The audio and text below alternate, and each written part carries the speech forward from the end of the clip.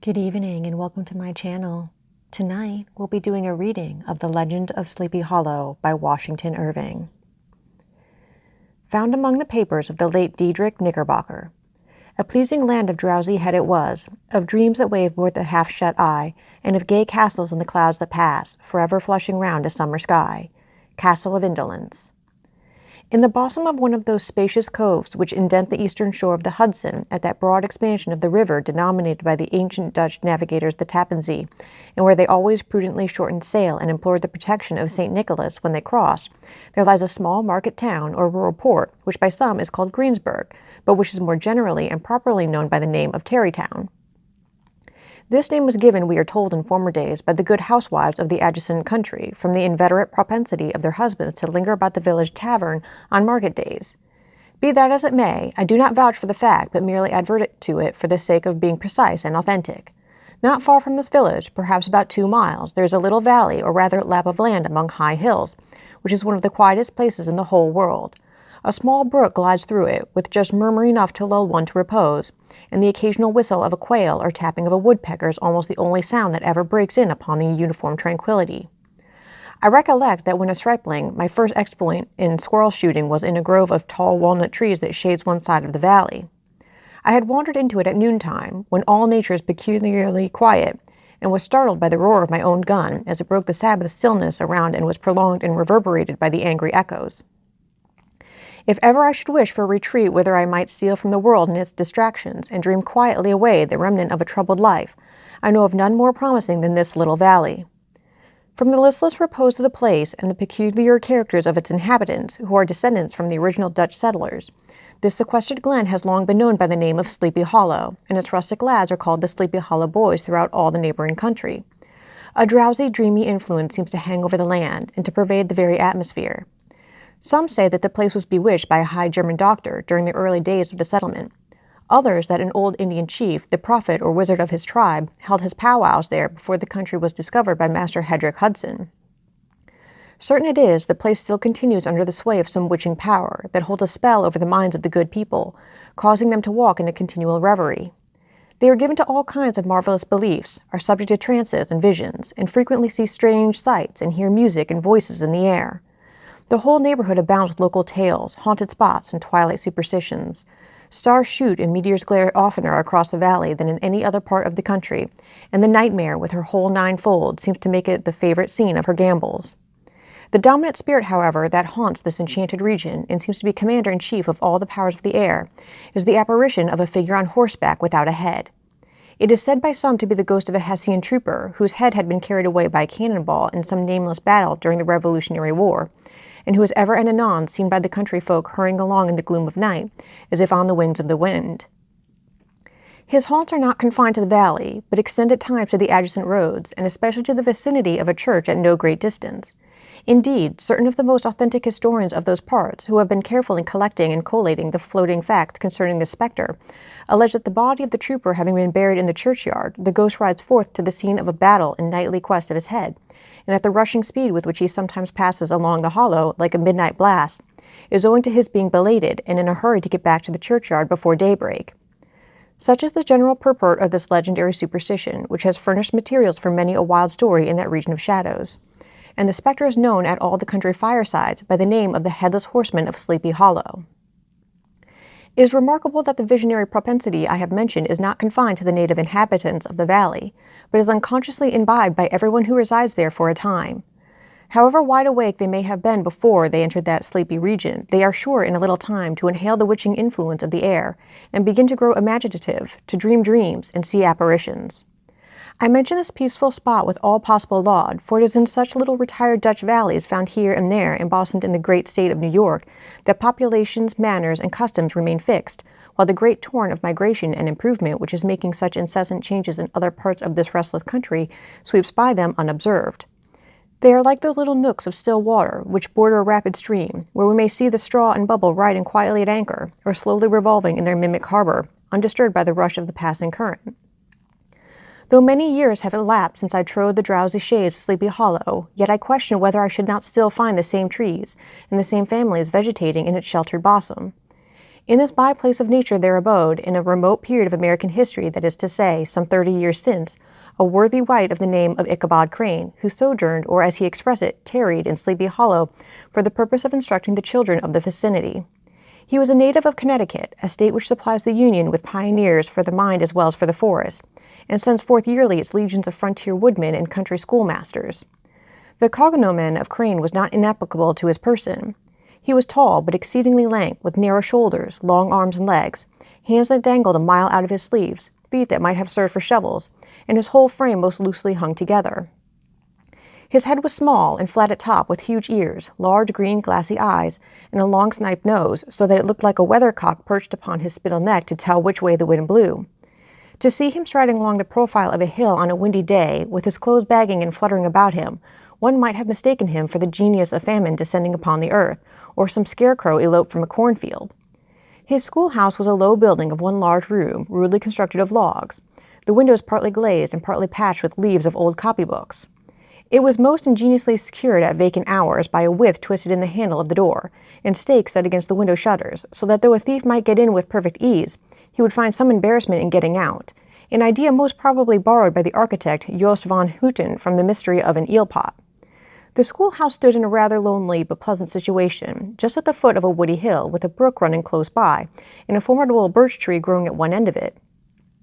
From hence the low murmur of his pupils' voices conning over their lessons might be heard in a drowsy summer's day, like the hum of a beehive, interrupted now and then by the authoritative voice of the master, in the tone of menace or command, or peradventure by the appalling sound of the birch, as he urged some tardy loiterer along the flowery path of knowledge. Truth to say, he was a conscientious man, and ever bore in mind the golden maxim, spare the rod and spoil the child. Ichabod Crane's scholars certainly were not spoiled. I would not have it imagined, however, that he was one of those cruel potentates of the school who joy in the smart of their subjects. On the contrary, he administered justice with discrimination rather than severity, taking the burden off the backs of the weak and laying it on those of the strong. Your mere puny stripling that winced at the least flourish of the rod was passed by with indulgence, but the claims of justice were satisfied by inflicting a double portion on some little rough, wrong-headed, broad-skirted Dutch urchin who sulked and swelled and grew dogged and sullen beneath the birch. All this he called doing his duty by their parents, and he never inflicted a chastisement without following it by the assurance so consolatory to the smarting urchin that he would remember it and thank him for it the longest day he had to live. When school hours were over, he was even the companion and playmate of the larger boys, and holiday afternoons would convoy some of the smaller ones home who happened to have pretty sisters or good housewives for mothers, noted for the comforts of the cupboard. Indeed, it behooved him to keep on good terms with his pupils. The revenue arising from his school was small, and would have been scarcely sufficient to furnish him with daily bread, for he was a huge feeder, and though lank, had the dilating powers of an anaconda, but to help out his maintenance he was, according to country custom in those parts, boarded and lodged at the houses of the farmers whose children he instructed. With these he lived successfully a week at a time, thus going the rounds of the neighborhood, with all his worldly effects tied up in a cotton handkerchief. That all this might not be too onerous on the purses of his rustic patrons, who are apt to consider the cost of schooling a grievous burden, and schoolmasters are mere drones, he had various ways of rendering himself both useful and agreeable. He assisted the farmers occasionally in the lighter labors of their farms, helped to make hay, mended the fences, took the horses to water, drove the cows from pasture, and cut wood for the winter fire. He laid aside, too, all the dominant dignity and absolute sway with which he lorded in his little empire, the school, and became wonderfully gentle and ingratiating. He found favor in the eyes of the mothers by petting the children, particularly the youngest, and like the lion bold, which will whom so magnanimously the lamb did hold, he would sit with the child on one knee and rock a cradle with his foot for whole hours together. In addition to his other vocations, he was the singing master of the neighborhood, and picked up many bright shillings by instructing the young folks in psalmody. It was a matter of no little vanity to him on Sundays to take his station from the church gallery with a band of chosen singers, where in his own mind he completely carried away the palm from the parson.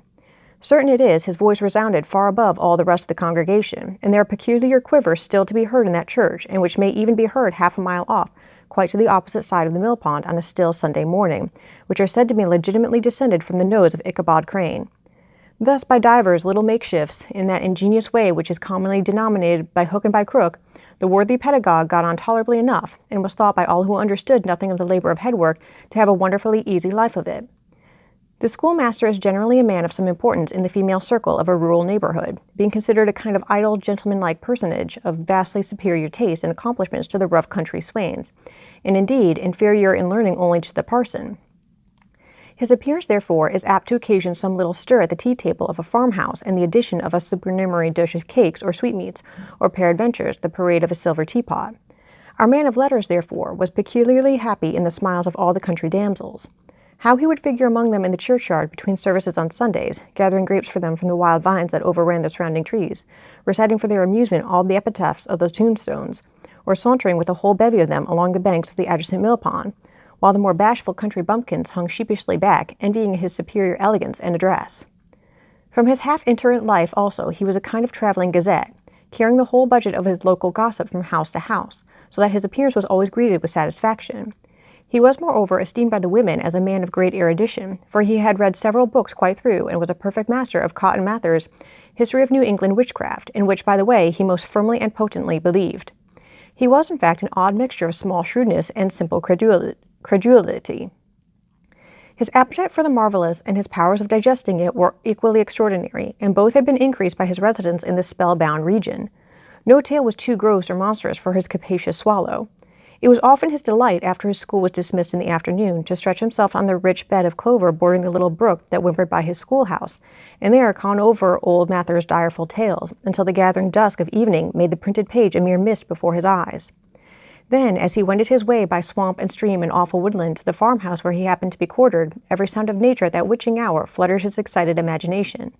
The moan of the whippoorwill from the hillside, the boding cry of the tree-toad, that harbinger of storm, the dreary hooting of the screech-owl, or the sudden rustling in the thicket of birds frightened from their roost. The fireflies, too, which sparkled most vividly in the darkest places, now and then startled him as one of uncommon brightness would stream across his path. And if by chance a huge blockhead of a beetle came winging its blundering flight against him, the poor valet was ready to give up the ghost with the idea that he was struck with the witch's token. His only resource on such occasions, either to drown thought or drive away evil spirits, was to sing psalm tunes, and the good people of Sleepy Hollow, as they sat by their doors of an evening, were often filled with awe at hearing his nasal melody, in linked sweetness long drawn out, floating from the distant hill or along the dusky road. Another of his sources of fearful pleasure was to pass long winter evenings with the old Dutch wives as they sat spinning by the fire, with a row of apples roasting and spluttering along the hearth, and listen to their marvelous tales of ghosts and goblins, and haunted fields, and haunted brooks, and haunted bridges, and haunted houses, and particularly the headless horseman, or galloping Hessian of the Hollow, as they sometimes called him.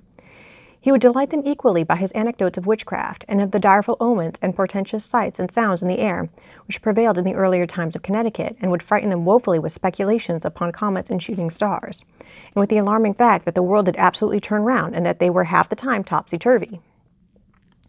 But if there was a pleasure in all this, while snugly cuddling in the chimney corner of a chamber that was all of a ruddy glow from the crackling wood fire, and where, of course, no spectre dared to show his face, it was dearly purchased by the terrors of his subsequent walk homewards. What fearful shapes and shadows beset his path amidst the dim and ghastly glare of a snowy night! With what wistful look did he every trembling ray of light streaming across the waste fields from some distant window! How often was he appalled by some shrub covered with snow which like a sheeted spectre beset his very path! How often did he shrink with curdling awe at the sound of his own steps on the frosty crust beneath his feet, and dread to look over his shoulder, lest he should behold some uncouth being trampling close behind him. And how often was he thrown into complete dismay by some rushing blast, howling among the trees, in the idea that it was the galloping Hessian on one of his nightly scorings. All these, however, were mere terrors of the night, phantoms of the mind that walk in darkness. And though he had seen many spectres in his time, and been more than once beset by Satan in divers shapes in his lonely perambulations, yet daylight put an end to all these evils, and he would have passed a pleasant life of it, in despite of the devil and all his works, if his path had not been crossed by a being that causes more perplexity to mortal man than ghosts, goblins, and the whole race of witches put together, and that was a woman.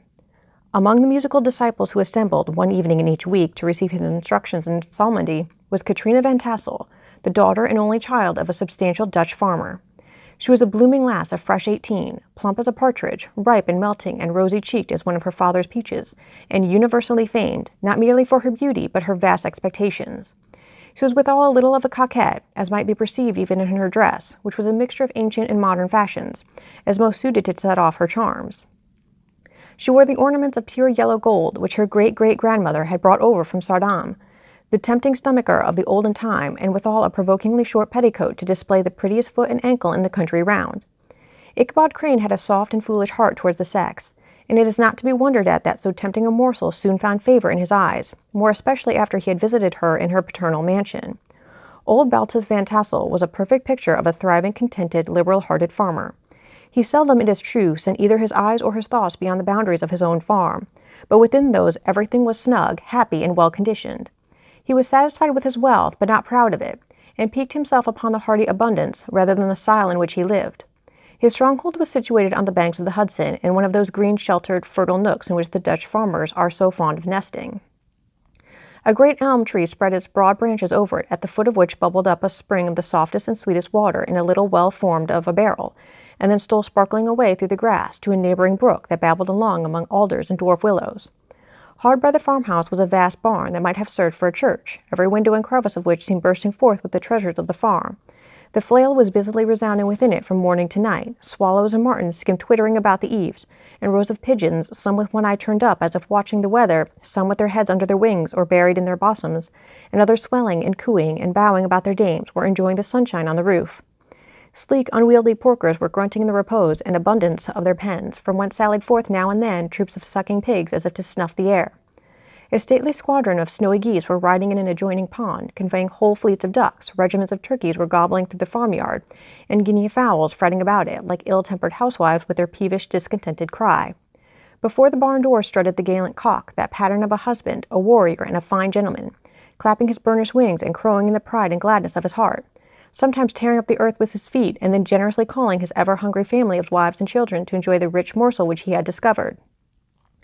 The pedagogue's mouth watered as he looked upon this sumptuous promise of a luxurious winter fare. In his devouring mind's eye, he pictured to himself every roasting pig running about with a pudding in his belly and an apple in his mouth. The pigeons were snugly put to bed in a comfortable pie and tucked in with coverlet of crust. The geese were swimming in their own gravy, and the ducks pairing cozily in dishes like snug married couples with a decent competency of onion sauce. In the porkers he saw carved out the future sleek side of bacon and juicy relishing ham, not a turkey, but he beheld daintily trussed up with its gizzard under its wings, and peradventure a necklace of savory sausages, and even bright Chanticleer himself lay sprawling on his back in a side dish, with uplifted claws as if craving that quarter which his chivalrous spirit disdained to ask while living. As the enraptured Ichabod fancied all this, and as he rolled his great green eyes over the fat meadow lands, the rich fields of wheat, of rye, of buckwheat, and Indian corn, and the orchards burdened with ruddy fruit which surrounded the warm tenement of Van Tassel, his heart yearned after the damsel who was to inherit these domains, and his imagination expanded with the idea, how they might be readily turned into cash, and the money invested in immense tracts of wild land, and shingle palaces in the wilderness. Nay, his busy fancy already realized his hopes, and presented to him the blooming Katrina, with a whole family of children, mounted on the top of a wagon loaded with household tuppery, with pots and kettles dangling beneath, and he beheld himself bestriding a pacing mare, with a colt at her heels, setting out for Kentucky, Tennessee, or the Lord knows where. When he entered the house, the conquest of his heart was complete. It was one of those spacious farmhouses with high-ridged but lowly sloping roofs, built in the style handed down from the first Dutch settlers, the low projecting eaves forming a piazza along the front capable of being closed up in bad weather. Under this were hung flails, harness, various utensils of husbandry, and nets for fishing in the neighboring river. Benches were built along the sides for summer use, and a great spinning wheel at one end and a churn at the other showed the various uses to which this important porch might be devoted. From this piazza the wondering Ichabod entered the hall, which formed the center of the mansion and the place of usual residence. Here rows of resplendent pewter rang down a low dresser dazzled his eyes. In one corner stood a huge bag of wool, ready to be spun. In another, a quantity of linsey woolsey just from the loom. Ears of Indian corn and strings of dried apples and peaches hung in gay festoons along the walls, mingled with the gaud of red peppers. And a door left ajar gave him a peep into the best parlor, where the claw-footed chairs and dark mahogany table shone like mirrors. Andirons, with their accompanying shovel and tongs, glistened from their covert of asparagus tops. Mock oranges and conch shells decorated the mantelpiece. Strings of various colored birds' eggs were suspended above it. A great ostrich egg was hung from the center of the room, and a corner cupboard, knowingly left open, displayed immense treasures of old silver and well-mended china. From the moment Ichabod laid his eyes upon these regions of delight, the peace of his mind was at an end, and his only study was how to gain the affections of the peerless daughter of Van Tassel. In this enterprise, however, he had more real difficulties than generally fell to the lot of a knight-errant of yore, who seldom had anything but giants, enchanters, fiery dragons, and such like easily conquered adversaries to contend with, and had to make his way merrily through gates of iron and brass and walls of adamant to the castle keep, where the lady of his heart was confined, all which he achieved as easily as a man would carve his way to the center of a Christmas pie, and then the lady gave him her hand as a matter of course. Ichabod, on the contrary, had to win his way to the heart of a country coquette, beset with a labyrinth of whims and caprices, which were forever presenting new difficulties and impediments, and he had to encounter a host of fearful adversaries of real flesh and blood, the numerous rustic admirers, who beset every portal to her heart, keeping a watchful and angry eye upon each other, but ready to fly out in the common cause against any new competitor. Among these, the most formidable was a burly, roaring, roistering blade of the name of Abraham, or, according to the Dutch abbreviation, Brom van Brunt, the hero of the country round, which rang with his feats of strength and hardihood. He was broad-shouldered and double-jointed with short, curly black hair, and a bluff but not unpleasant countenance, having a mingled air of fun and arrogance. From his Herculean frame and great powers of limb he had received the nickname of Brom Bones, by which he was universally known. He was famed for great knowledge and skill in horsemanship, being as dexterous on horseback as a Tartar. He was foremost at all races and cockfights, and with the ascendancy which bodily strength always acquires in rustic life, was the umpire in all disputes, setting his hat on one side and giving his decisions with an air and tone that admitted of no gainsay or appeal. He was always ready for either a fight or a frolic, but had more mischief than ill will in his composition, and with all his overbearing roughness, there was a strong dash of waggish good humor at bottom. He had 3 or 4 boon companions, who regarded him as their model, and at the head of whom he scoured the country, attending every scene of feud or merriment for miles round. In cold weather he was distinguished by a fur cap, surmounted with a flaunting fox's tail, and when the folks at a country gathering descried this well-known crest at a distance, whisking about among a squad of hard riders, they always stood by for a squeal. Sometimes his crew would be heard dashing along past the farmhouses at midnight, with whoop and halloo like a troop of Don Cossacks, and the old dames, startled out of their sleep, would listen for a moment till the hurry-scurry had clattered by, and then exclaim, "Ah, there goes Brom Bones and his gang." The neighbors looked upon him with a mixture of awe, admiration, and goodwill, and when any madcap prank or rustic brawl occurred in the vicinity, always shook their heads and warranted Brom Bones was at the bottom of it. This rantipole hero had for some time singled out the blooming Katrina for the object of his uncouth gallantries, and though his amorous toyings were something like the gentle caresses and endearments of a bear, yet it was whispered that she did not altogether discourage his hopes. Certain it is, his advances were signals for rival candidates to retire, who felt no inclination to cross a line in his amours, insomuch that when his horse was seen tied to Van Tassel's paling on a Sunday night, a sure sign that his master was courting, or as is his term, sparking within, all other suitors passed by in despair, and carried the war into other quarters. Such was the formidable rival with whom Ichabod Crane had to contend, and considering all things, a stouter man than he would have shrunk from the competition, and a wiser man would have despaired.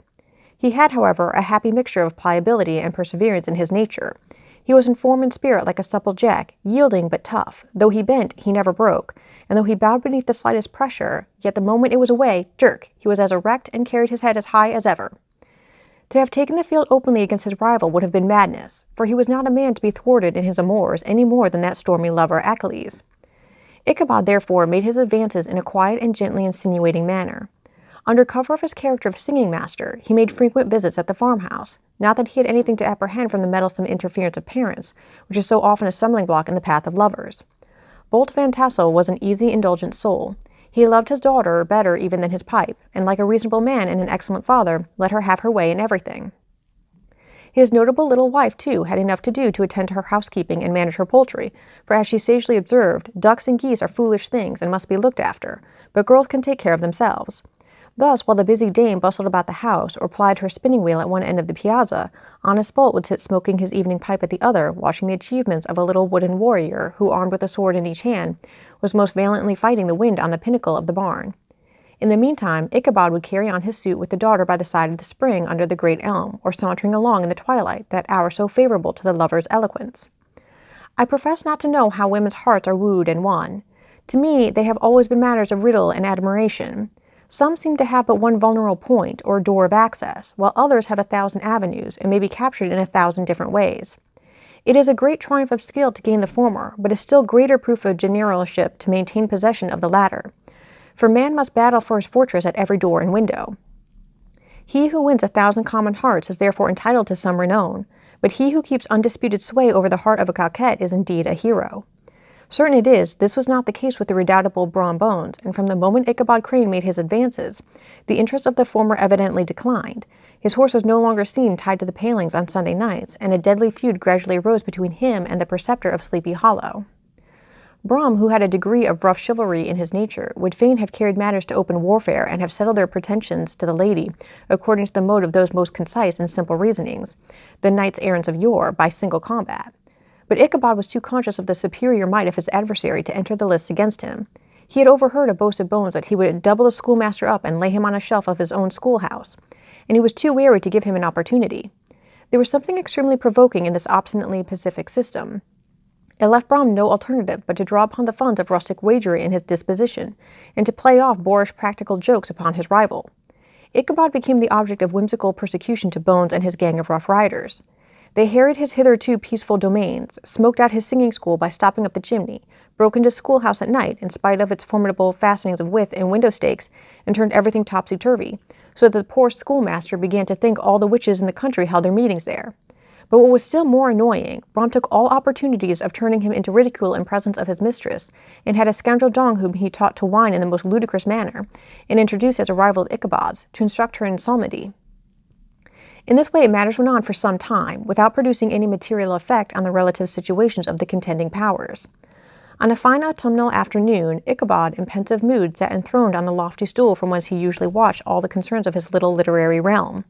In his hand he swayed a ferule, that scepter of despotic power, the birch of justice reposed on 3 nails behind the throne, a constant terror to evildoers, while on the desk before him might be seen sundry contraband articles and prohibited weapons, detected upon the persons of idle urchins, such as half-munched apples, pop-guns, whirliwigs, fly-cages, and whole legions of rampant little paper gamecocks.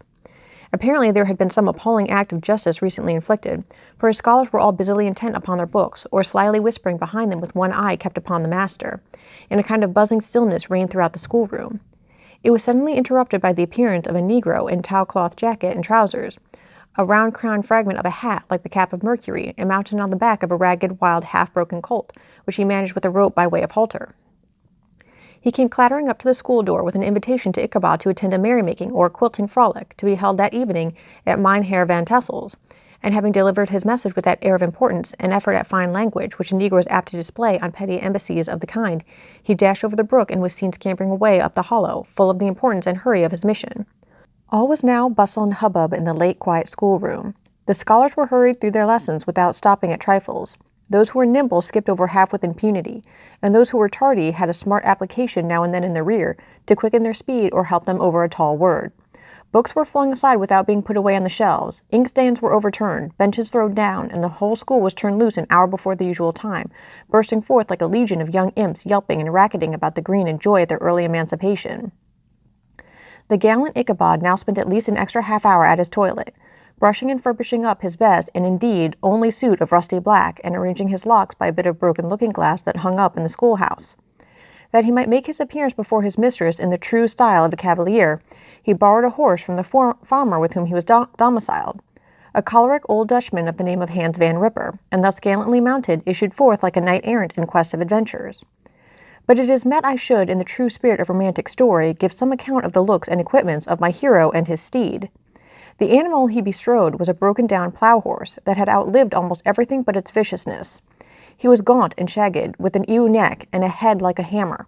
His rusty mane and tail were tangled and knotted with burrs. One eye had lost its pupil and was glaring and spectral, but the other had the gleam of a genuine devil in it. Still, he must have had fire and metal in his day, if we may judge from the name he bore of gunpowder. He had, in fact, been a favorite steed of his master's, the choleric Van Ripper, who was a furious rider and had infused, very probably, some of his own spirit into the animal, for old and broken down as he looked, there was more of the lurking devil in him than in any young filly in the country. Ichabod was a suitable figure for such a steed. He rode with short stirrups, which brought his knees nearly up to the pommel of the saddle. His sharp elbows stuck out like grasshoppers. He carried his whip perpendicularly in his hand, like a scepter, and as his horse jogged on, the motion of his arms was not unlike the flapping of a pair of wings. A small wool hat rested on the top of his nose, for so his scanty strip of forehead might be called, and the skirts of his black coat fluttered out almost to the horse's tail. Such was the appearance of Ichabod and his steed as they shambled out of the gates of Hans Van Ripper, and it was altogether such an apparition as is seldom to be met with in broad daylight.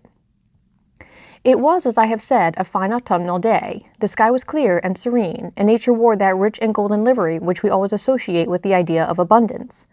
The forest has put on their sober brown and yellow, while some trees of the tenderer kind had been nipped by the frost into brilliant dyes of orange, purple, and scarlet. Streaming files of wild ducks began to make their appearance high in the air. The bark of the squirrel might be heard from the groves of beech and hickory nuts, and the pensive whistle of the quail at intervals from the neighboring stubble field. The small birds were taking their farewell banquets. In the fullness of their revelry, they fluttered, chirping and frolicking from bush to bush and tree to tree, capricious from the very profusion and variety around them.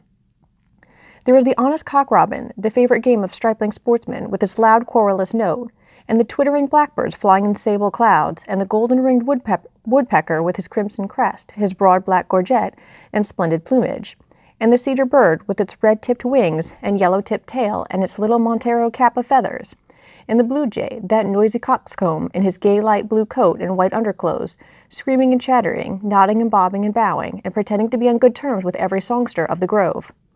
As Ichabod jogged slowly on his way, his eye ever open to every symptom of culinary abundance, ranged with delight over the treasures of jolly autumn. On all sides he beheld vast stores of apples, some hanging in oppressive opulence on the trees, some gathered into baskets and barrels for the market, others heaped up in rich piles for the cider press. Farther on he beheld great fields of Indian corn, with its golden ears peeping from their leafy coverts, and holding out the promise of cakes and hasty pudding, and the yellow pumpkins lying beneath them, turning up their fair round bellies to the sun, and giving ample prospects of the most luxurious of pies. And anon he passed the fragrant buckwheat fields, breathing the odor of the beehive, and as he beheld them, soft anticipation stole over his mind of daintiest slapjacks, well buttered and garnished with honey or treacle, by the delicate little dimpled hand of Katrina Van Tassel. Thus feeding his mind with many sweet thoughts and sugared suppositions, he journeyed along the sides of a range of hills which look out upon some of the goodliest scenes of the mighty Hudson. The sun gradually wheeled his broad disk down in the west. The wide bosom of the Tappan Zee lay motionless and glassy, excepting that here and there a gentle undulation waved and prolonged the blue shadow of the distant mountain.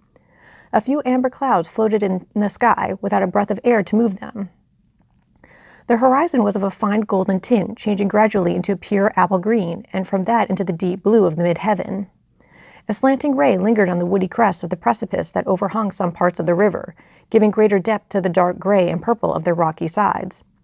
A sloop was loitering in the distance, dropping slowly down with the tide, her sail hanging uselessly against the mast, and as the reflection of the sky gleamed along the still water, it seemed as if the vessel was suspended in the air. It was toward evening that Ichabod arrived at the castle of the heir Van Tassel, which he found thronged with the pride and flower of the adjacent country. Old farmers, a spare leathern-faced race in homespun coats and breeches, blue stockings, huge shoes, and magnificent pewter buckles.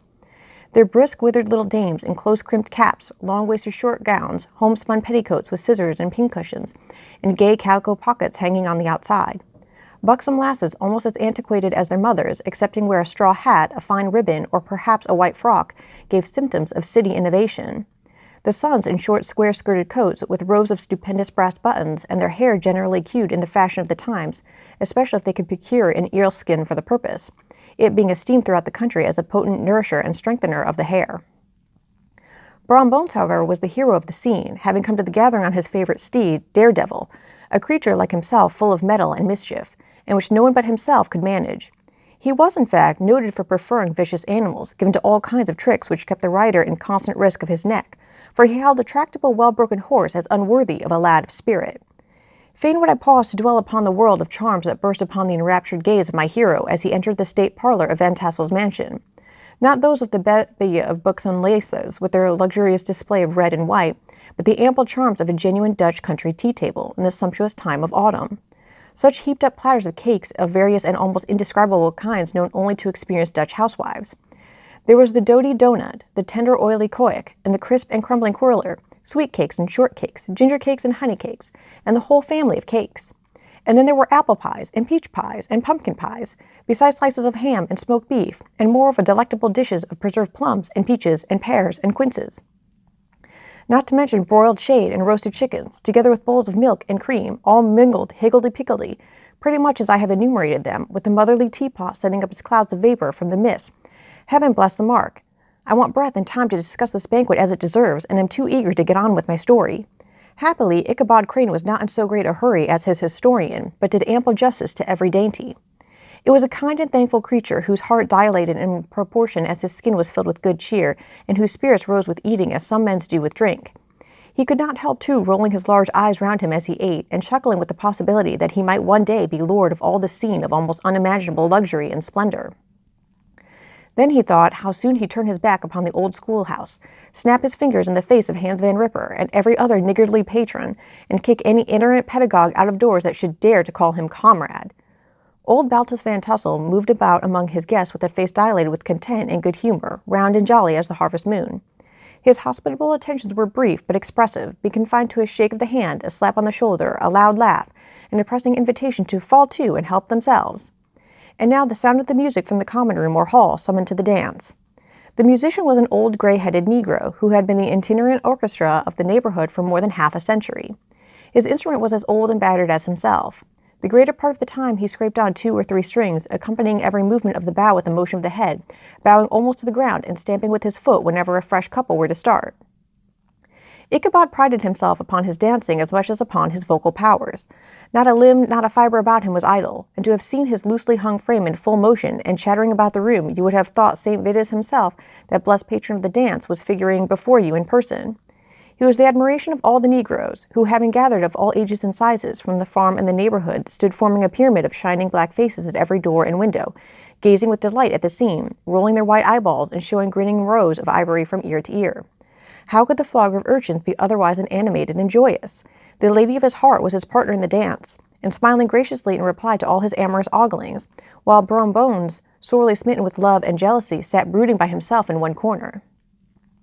When the dance was at an end, Ichabod was attracted to a knot of the sager folks, who with old Van Tassel sat smoking at one end of the piazza, gossiping over former times and drawing out long stories about the war.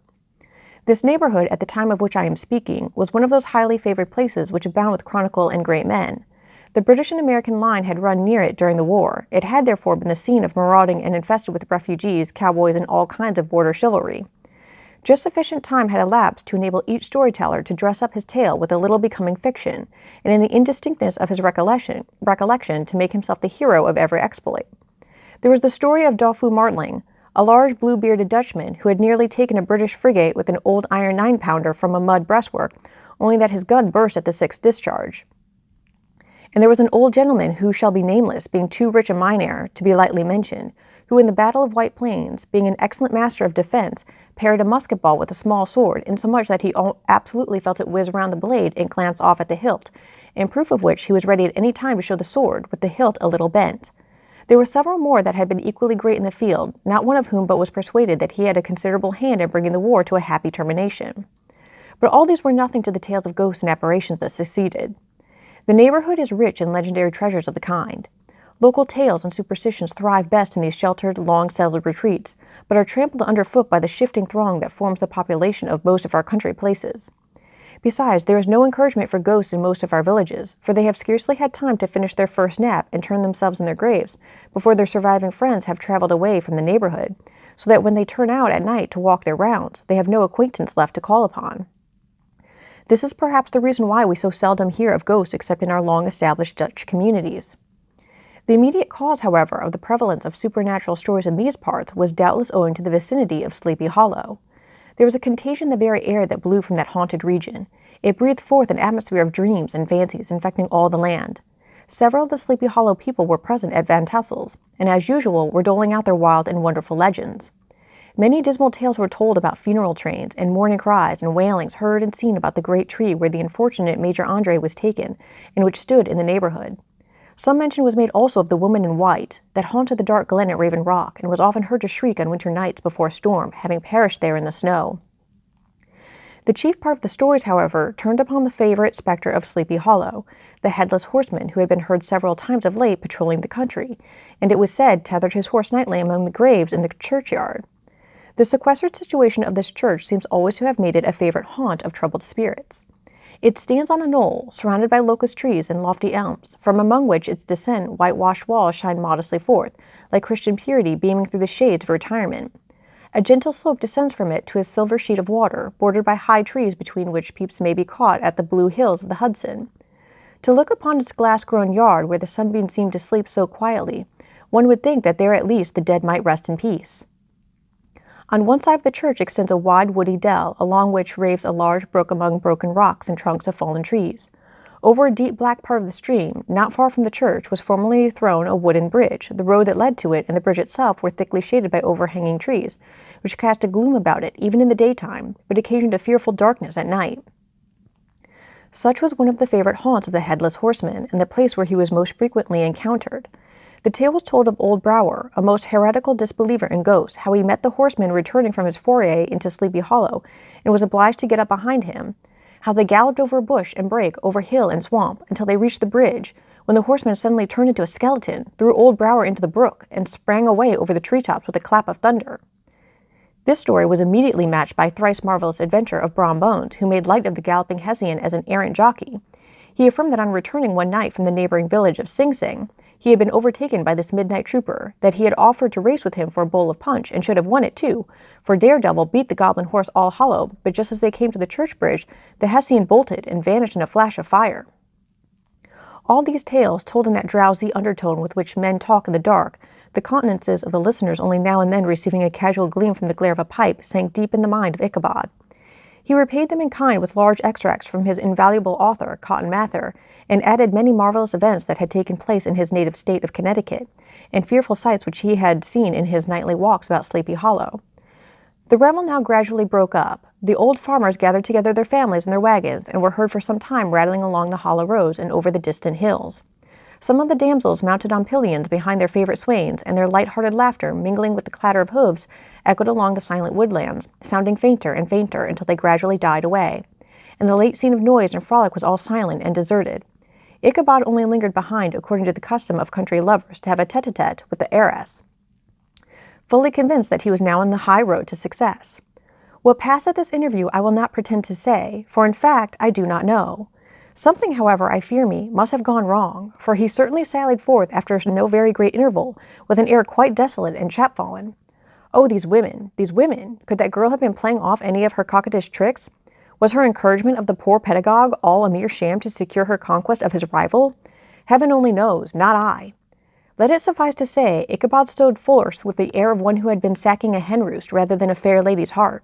Without looking to the right or left to notice the scene of rural wealth on which he had so often gloated, he went straight to the stable, and with several hearty cuffs and kicks roused his steed more uncourteously from the comfortable quarters in which he was soundly sleeping, dreaming of mountains of corn and oats and whole valleys of timothy and clover. It was the very witching time of night that Ichabod, heavy-hearted and crestfallen, pursued his travels homewards, along the sides of the lofty hills which rise above Tarrytown, and which he had traversed so cheerily in the afternoon. The hour was as dismal as himself. Far below him the Tappan Zee spread its dusky and indistinct waste of waters, with here and there the tall mast of a sloop riding quietly at anchor under the land. In the dead hush of midnight he could even hear the barking of the watchdog from the opposite shore of the Hudson, but it was so vague and faint as only to give an idea of his distance from this faithful companion of man. Now and then, too, the long-drawn crowing of a cock accidentally awakened would sound far, far off, from some farmhouse away among the hills, but it was like a dreaming sound in his ear. No signs of life occurred near him, but occasionally the melancholy chirp of a cricket, or perhaps the guttural twang of a bullfrog from a neighboring marsh, as if sleeping uncomfortably and turning suddenly in his bed. All the stories of ghosts and goblins that he had heard in the afternoon now came crowding upon his recollection. The night grew darker and darker. The stars seemed to sink deeper in the sky, and driving clouds occasionally hid them from his sight. He had never felt so lonely and dismal. He was, moreover, approaching the very place where many of the scenes of the ghost stories had been laid. In the center of the road stood an enormous tulip tree which towered like a giant above all the other trees of the neighborhood, and formed a kind of landmark. Its limbs were gnarled and fantastic, large enough to form trunks for ordinary trees, twisting down almost to the earth, and rising again into the air. It was connected with the tragic story of the unfortunate Andre, who had been taken prisoner hard by and was universally known by the name of Major Andre's tree. The common people regarded it with a mixture of respect and superstition, partly out of sympathy for the fate of its ill-starred namesake, and partly from the tales of strange sights and doleful lamentations told concerning it. As Ichabod approached this fearful tree, he began to whistle. He thought his whistle was answered. It was but a blast sweeping sharply through the dry branches. As he approached a little nearer, he thought he saw something white hanging in the midst of the tree. He paused and ceased whistling, but on looking more narrowly, perceived that it was a place where the tree had been scathed by lightning, and the white wood laid bare. Suddenly he heard a groan. His teeth chattered, and his knees smote against the saddle. It was but the rubbing of one huge bough upon another as they were swayed about by the breeze. He passed the tree in safety, but new perils lay before him. About 200 yards from the tree, a small brook crossed the road and ran into a marshy and thickly wooded glen known by the name of Wiley Swamp. A few rough logs laid side by side served for a bridge over the stream. On that side of the road where the brook entered the wood, a group of oaks and chestnuts, matted thick with wild grapevines, threw a cavernous gloom over it. To pass this bridge was the severest trial. It was at this identical spot that the unfortunate Andre was captured, and under the covert of these chestnuts and vines were the sturdy yeomen concealed who surprised him. This has ever since been considered a haunted stream, and fearful are the feelings of the schoolboy who has to pass it alone after dark. As he approached the stream, his heart began to thump. He summoned up, however, all his resolution, gave his horse half a score of kicks in the ribs, and attempted to dash briskly across the bridge. But instead of starting forward, the perverse old animal made a lateral movement and ran broadside against the fence. Ichabod, whose fears increased with the delay, jerked the reins on the other side and kicked lustily with the contrary foot. It was all in vain. His steed started, it is true, but it was only to plunge to the opposite side of the road into a thicket of brambles and alder bushes. The schoolmaster now bestowed both whip and heel upon the starveling ribs of old Gunpowder, who dashed forward, snuffling and snorting, but came to a stand just by the bridge, with a suddenness that had nearly sent his rider sprawling over his head. Just at this moment, a plashy tramp by the side of the bridge caught the sensitive ear of Ichabod. In the dark shadow of the grove, on the margin of the brook, he beheld something huge, misshapen, and towering. It stirred not, but seemed gathered up in the gloom, like some gigantic monster ready to spring upon the traveler. The hair of the affrighted pedagogue rose upon his head with terror. What was to be done? To turn and fly was now too late, and besides, what chance was there of escaping ghost or goblin, if such it was, which could ride upon the wings of the wind? Summoning up, therefore, a show of courage, he demanded in stammering accents, "Who are you?" He received no reply. He repeated his demand in a still more agitated voice. Still, there was no answer. Once more he cudgelled the sides of the inflexible Gunpowder, and shutting his eyes, broke forth with involuntary fervor into a psalm tune. Just then the shadowy object of alarm put itself in motion, and with a scramble and a bound stood at once in the middle of the road. Though the night was dark and dismal, yet the form of the unknown might now in some degree be ascertained. He appeared to be a horseman of large dimensions, and mounted on a black horse of powerful frame. He made no offer of molestation or sociability, but kept aloof in one side of the road, jogging along on the blind side of old Gunpowder, who had now got over his fright and waywardness. Ichabod, who had no relish for the strange midnight companion, and bethought himself of the adventure of Brom Bones with the galloping Hessian, now quickened his steed in hopes of leaving him behind. The stranger, however, quickened his horse to an equal pace. Ichabod pulled up and fell into a walk, thinking to lag behind. The other did the same. His heart began to sink within him. He endeavored to resume his psalm tune, but his parched tongue clove to the roof of his mouth, and he could not utter a stave. There was something in the moody and dogged silence of this pertinacious companion that was mysterious and appalling. It was soon fearfully accounted for. On mounting a rising ground, which brought the figure of his fellow traveler in relief against the sky, gigantic at height and muffled in a cloak, Ichabod was horror-struck on perceiving that he was headless. But his horror was still more increased on observing that the head, which should have rested on his shoulders, was carried before him on the pommel of his saddle. His terror rose to desperation. He rained a shower of kicks and blows upon Gunpowder, hoping by a sudden movement to give his companion the slip. But the spectre started full jump with him. Away then they dashed through the thick and thin, stones flying and sparks flashing at every bound. Ichabod's flimsy garments fluttered in the air as he stretched his long, lank body away over his horse's head in the eagerness of his flight. They had now reached the road which turns off to Sleepy Hollow, but Gunpowder, who seemed possessed with a demon, instead of keeping up it, made an opposite turn and plunged headlong downhill to the left. This road leads through a sandy hollow shaded by trees for about a quarter of a mile, where it crosses the bridge famous in goblin story, and just beyond swells the green knoll on which stands the whitewashed church. As yet the panic of the steed had given his unskilful rider an apparent advantage in the chase, but just as he had got halfway through the hollow, the girths of the saddle gave way, and he felt it slipping from under him. He seized it by the pommel and endeavored to hold it firm, but in vain, and had just time to save himself by clasping old Gunpowder round the neck when the saddle fell to the earth and he heard it trampled underfoot by his pursuer. For a moment the terror of Hans Van Ripper's wrath passed across his mind, for it was his Sunday saddle, but this was no time for petty fears. The goblin was hard on his haunches, and unskilful rider that he was, he had much ado to maintain his seat, sometimes slipping on one side, sometimes on another, and sometimes jolted on the high ridge of his horse's backbone with a violence that he verily feared would cleave him asunder. An opening in the trees now cheered him with the hopes that the church bridge was at hand. The wavering reflection of a silver star in the bosom of the brook told him that he was not mistaken. He saw the walls of the church dimly glaring under the trees beyond. He recollected the place where Brom Bones' ghostly competitor had disappeared. If I can but reach that bridge, thought Ichabod, I am safe. Just then he heard the black steed panting and blowing close behind him. He even fancied that he felt his hot breath. Another convulsive kick in the ribs, and old Gunpowder sprang upon the bridge. He thundered over the resounding planks. He gained the opposite side, and now Ichabod cast a look behind to see if his pursuer should vanish, according to rule, in a flash of fire and brimstone. Just then he saw the goblin rising in his stirrups and in the very act of hurling his head at him. Ichabod endeavored to dodge the horrible missile, but too late, and encountered his cranium with a tremendous crash. He was tumbled headlong into the dust, and gunpowder the black steed and the goblin rider passed by like a whirlwind. The next morning the old horse was found without his saddle and with the bridle under his feet, soberly cropping the grass at his master's gate. Ichabod did not make his appearance at breakfast. Dinner hour came, but no Ichabod. The boys assembled at the schoolhouse and strolled idly about the banks of the brook, but no schoolmaster. Hans Van Ripper now began to feel some uneasiness about the fate of poor Ichabod and his saddle. An inquiry was set on foot, and after diligent investigation they came upon his traces. In one part of the road leading to the church was found the saddle trampled in the dirt. The tracks of the horse's hooves, deeply dented in the road and evidently at furious speed, were traced to the bridge, beyond which on the bank of a broad part of the brook, where the water ran deep and black, was found the hat of the unfortunate Ichabod, and close beside it a shattered pumpkin.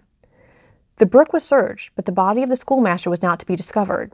Hans Van Ripper, as executor of his estate, examined the bundle which contained all his worldly effects.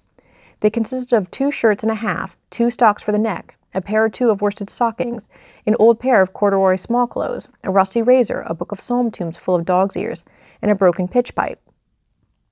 As to the books and furniture of the schoolhouse, they belonged to the community, excepting Cotton Mather's History of Witchcraft, a New England almanac, and a book of dreams and fortune-telling, in which last was a sheet of foolscap, much scribbled and blotted in several fruitless attempts to make a copy of verses in honor of the heiress of Van Tassel.